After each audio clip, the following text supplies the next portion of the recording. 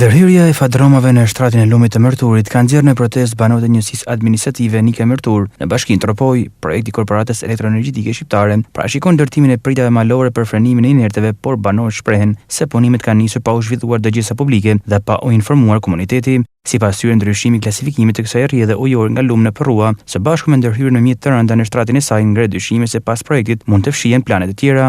Kjo pasuri i përket çdo Nika Mërturasi. Është thënë që këtu po ndërtohen diga mbi këtë lumë. Ne nuk jena kundër zhvillimit.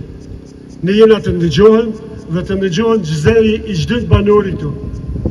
Duke pyet sepse zhvillimi i jep kësaj zone vlera dhe çdo gjë tjetër.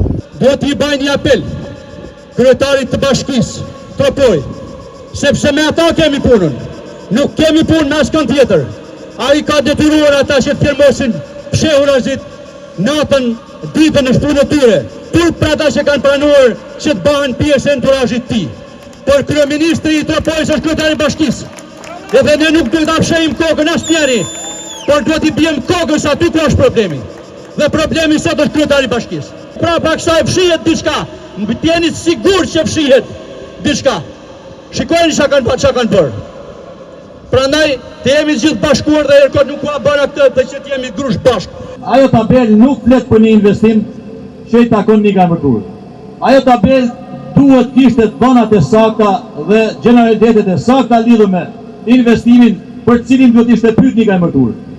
Nëse Nika Mërturit do ishte thirrë për një prioritet i cili duhet zonë vendin e parë Nika Mërtur, se besoj që Nika Mërturit do kishte firmos me shkatrua dhe pronë historike. Ta e quajnë prua, po ta e shala po përfundojnë tonë prua.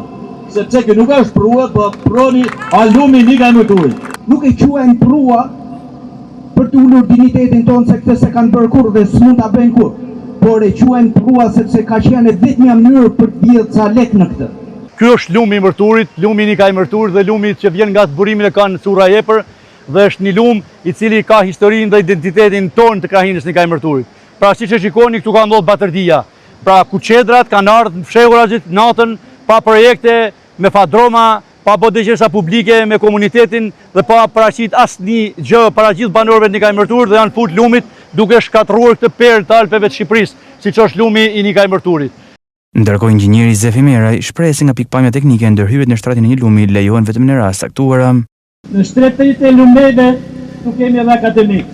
Ndërhyrjet vetëm për te në doktrinat teknike, për 3 projekte, krijimin e dovatave për energji, devijimin e shtratit për dizastrat ose fatkeqësitë natyrore dhe e fundit që u bë Stefani.